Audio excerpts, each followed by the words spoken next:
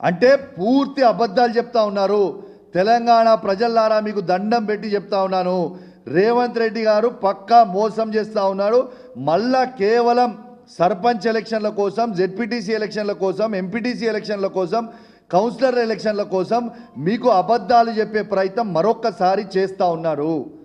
ఎందుకు చెప్తున్నా అంటే నిన్నేమన్నాడు, 26 తారీఖున మీకు జనవరి 26 తారీఖున రైతు బంధు ఏమైనా టక్ ఇవాళ జనవరి 26 తారీఖున మీకు టకీ టకీ టకీ అని మీ అకౌంట్లో పడతాయి రైతు బంధు అని చెప్పినావు.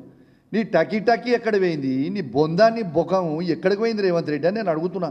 నీకు సిగ్గులేదా అని కొంచెం కూడా? ఇలా 26 తారీఖు అయింది, నేను ఎన్ని ఎకరాలకు వేసినావు? నాకు 500 ఎకరాలకు వేసినట్టున్నావు ఆ రోజు.